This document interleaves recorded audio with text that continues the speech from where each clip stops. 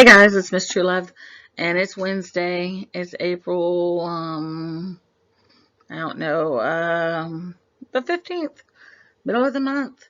Seems like we've been um, separated about a month now, about 3, 4 weeks, but we must keep on going on and hope everybody's doing well during this time. Today our lesson's going to be a little bit different, and because of the nature of the lesson, we're just supposed to be looking at the themes of short stories, and it just really wasn't a lesson where I needed to go in and just like give you information. We really just needed to look at some stories and be able to read through them and look at and find the themes for them. So this lesson is a little bit different. Um, when we're finished, we're going to do about 2 or 3 passages from directly from iExcel. The slides come directly from iExcel, and then when we finish the lesson, you can finish the remainder of the passages by visiting iExcel.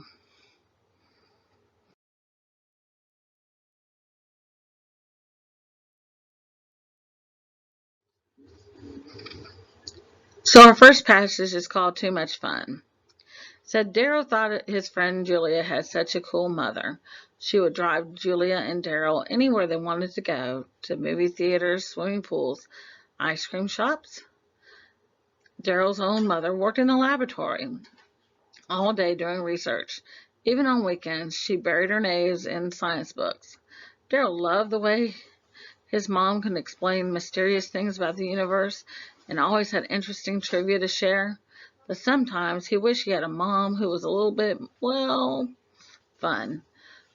Well, one Saturday, Julie and her mom picked up Daryl at his house.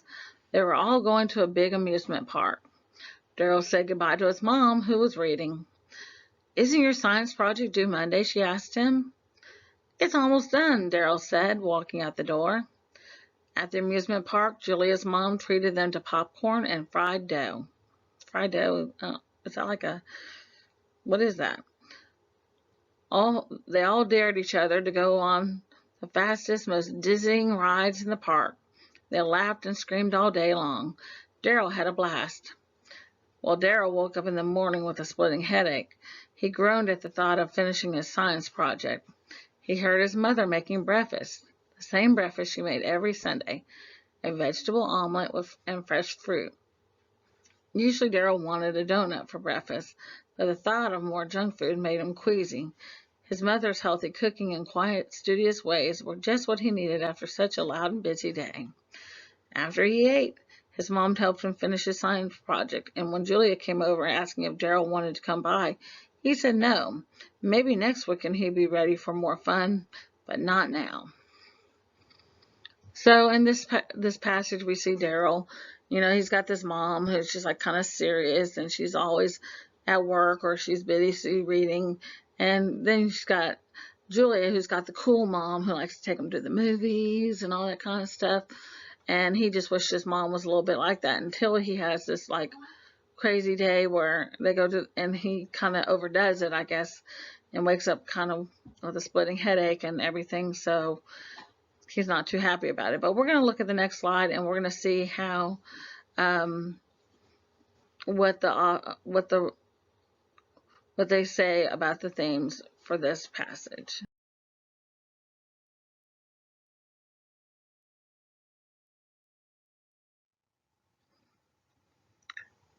So when we look at this next slide, we see that it asks us which of the following best describes the main theme of the lesson or the story. And our choices are: work should come before play, where every person has something important to offer. Well, even though it talked about, it mentioned that science project that Daryl had, and, maybe he should have done it before he went off and had all that fun at the amusement park, but is that necessarily the theme of the main topic of this passage? Let's look at the next one. Every person has something important to offer. And I think that's more on the lines of what the main theme of this lesson is. And so if I clicked on that on submit, it would tell me whether it was right or wrong. If it was wrong, it would tell me information about why the choice I made was wrong. But it says after I hit submit, it came up and popped up and said that select the quotation from the story that most strongly suggests that the theme is every person has something important to offer. I got the selection correct, so now I have to prove why that is the correct answer. It says his mother's healthy cooking and quiet, studious ways were just what he needed after such a loud and busy day, or maybe next weekend he'll be ready for more fun, but not now. So which one of those has that supports the statement every person has something important to offer? Well, the second one doesn't give us any information about any person specifically, except for that Daryl would be ready for more fun next weekend. But the first selection tells us specifically about his mom, and her healthy cooking and quiet ways were just what he needed. So that one most clearly represents what the theme of our passage is relating to us. So I would click on that.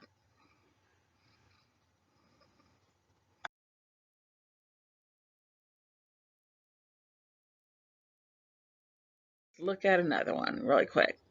This one's called The Paddle Boat. Rachel walked up and down the aisles at Costello's Watercraft. She wanted something she and her husband, Arnell, could enjoy during their summer at the family lake house. The clerk pointed to a brand new canoe. This is our top seller. Dependable, good reviews, comes with a 10-year warranty. Sounds good, right? But while Rachel was inspecting the canoe, another customer approached her. Are you sure you want to spend all that money on a canoe? I got an old pedal boat I could sell you for a quarter of the price, he offered. So later that day, Rachel and Arnell went to the man's house to check out the pedal boat. It had lots of dents. The man admitted he hadn't taken it out on the water in 3 years, but the price was too good to beat. The boat would be sold in the condition it is in, the man warned. All sales are final. But Rachel and Arnell were already talking about the fishing gear they could buy with the money they'd be saving. They bought the pedal boat immediately. When summer arrived, Arnell took the boat for a test run on the lake. While Rachel watched from the shoreline, the boat hardly went 50 feet before the front started sinking. Rachel's summer fantasy sunk along with it. She remembered the brand new canoe she'd passed up, and she felt foolish. The pedals stuck as the boat sunk deeper, and Arnell had to swim back to the shore. At least the fishing rods worked. Rachel and Arnell spent the summer casting their nets and shaking their heads over their mistake. So, sometimes things aren't always what they appear to be, huh? So let's look and see what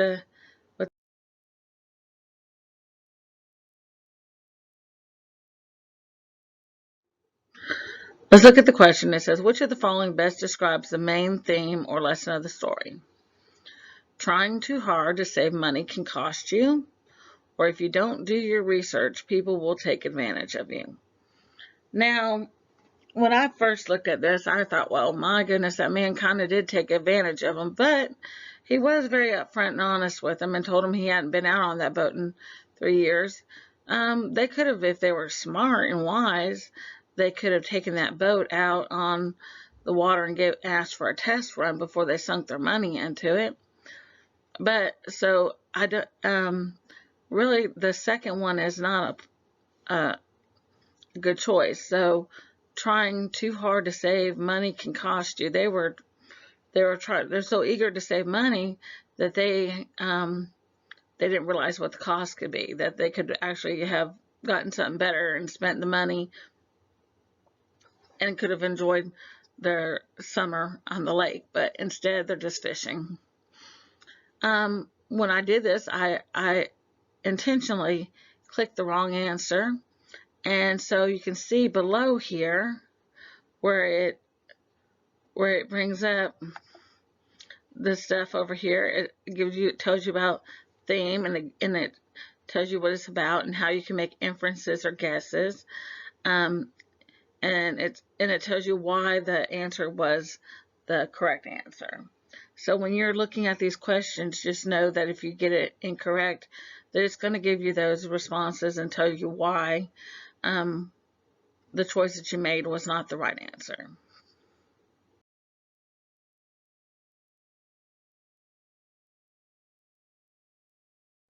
All right, we're going to look at one more little reading really quick. It's called Diving In. It was a hot day at the beach, so why did the ocean feel like ice? Carol wanted to cool off, but she had only managed to wade in up to her ankles. Her feet were nearly numb from the cold water. Wow, it's freezing today, her sister Pauline, as they stood side by side, half shivering in the water and half baking in the sun. Carol noticed the windsurfers in the distance. Of course, she thought. They're wearing wetsuits. But then she saw an old man swimming nearby, wearing only his trunks and a swim cap. A few more courageous heads bobbed up and down in the chilly sea. Okay, that's it, Pauline said. I'm doing it. So she took a deep breath, ran into the surf, dived into a large breaking wave. She emerged further out with a big grin on her face. Well, Carol inched forward, and as she did, her shins, then her knees, and then her thighs stung from the cold. She noticed that her feet felt okay now, but when the water touched her stomach, she shrieked. The breakers now splashed water across her back and her shoulders. It's too cold, Carol shouted. I'm going back. Then she froze. She saw a big wave approaching. There was no time to turn back. She was in too deep. She watched with dread as the crest swelled above her head, and she closed her eyes and dunked beneath the wave. A freezing sensation enveloped her for an instant, but then she felt warm. So finally she swam out to her sister. Has this ever happened to you? Yeah, a lot of times when you get in the water, a lot of times it's frigid cold, but then once you're out there and you get in it, it warms up and you don't even realize that it's cold anymore. But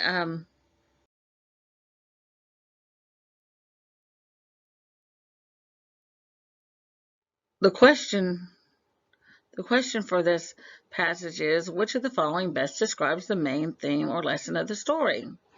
Is it not everyone can be brave? Or sometimes it's better when unpleasant experiences happen quickly? Well, the story really didn't have anything to do with being brave, did it? So I immediately would click. Sometimes it's better when unpleasant experience happen quickly. That's you want it to happen fast, so you get, so you can get cold, be covered up in that cold, but then your body will warm up in the water. So I push that one. So I click on submit. And if I was not correct, what would happen? It would just pop up the correct answer.